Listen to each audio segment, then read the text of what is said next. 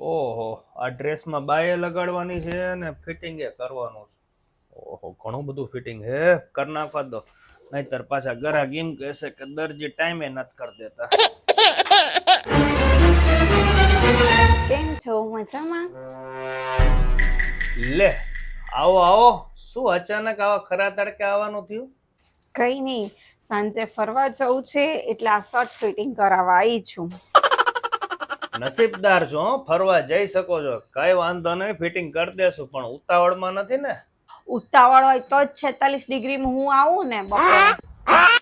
તમને કોઈ દિવસ પહોંચાય નહીં હો. તમારું પણ કાયમ નું થયું આવું, કાયમ ઇમરજન્સી જોઈ. હશે હવે બહુ વાતો ના કરો ને મને આ ફિટિંગ કરી દો જલ્દી, મારું મોડું થાય છે. સળંગ ફિટ કરવાનો છે આ શર્ટ કે ખાલી બાયમાં કમરમાં કઈ રીતે ફિટિંગ કરવું છે? આમ તો આ શર્ટ છે ને મને બરોબર થઈ રહે છે, બાયમાં સાઈડમાં બધી રીતે મસ્ત છે, પણ પાછળ છે ને બહુ ખોલ પડે છે. કાપ્યા વગર મને ફિટિંગ કરી દો ને.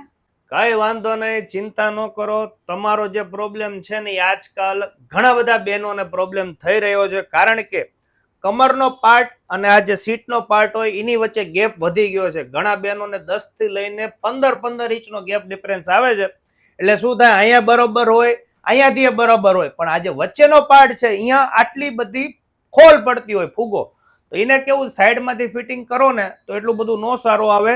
એના માટે શર્ટમાં પાછળના ભાગમાં ટક્સ લેવા પડે. હવે કેટલા ઇંચના લેવા પડે તે ચાલો તમને પરફેક્શન માપ સાથે શીખડાઈ દઈએ. તો તેના માટે પહેલા તમારે કસ્ટમરને પૂછી લેવાનું છે કે કેટલા ઇંચ ફિટિંગ કરવાનું છે.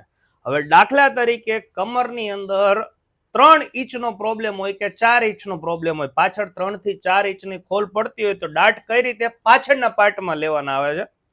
હવે પાછળના પાર્ટમાં રેગ્યુલર જોઈ લો, આ એક્સેલ સાઇઝનો શર્ટ છે એટલે આ રેગ્યુલર માપ થયું. 70% બેનોનું આ જ માપ હોય, એક્સેલ ડબલ એક્સેલ હોય બધી.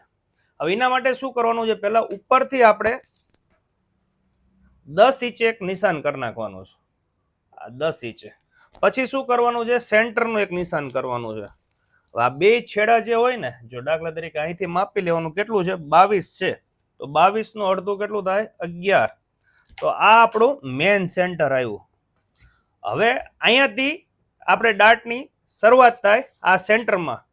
હવે પહોળાઈની વાત કરીએ ને, આનો તમારે જો આખો વિડીયો જોવો હોય તો અમારી યુટ્યુબ ચેનલ છે હરદીપ સોલંકી, તેમાં પણ તમને જોવા મળી રહેશે. તેમજ અમારું ફેસબુક પેજ છે કૃષ્ણ હરદીપ સોલંકી, તેમાં પણ તમને આ પૂરતો માહિતીવાળો વિડીયો જોવા મળી રહેશે. તો બંને પેજને ફોલો અને સબસ્ક્રાઇબ કરવાનું ભૂલતા નહીં. ચાલો મળીએ નવા વિડીયોમાં. થેન્ક યુ, આભાર.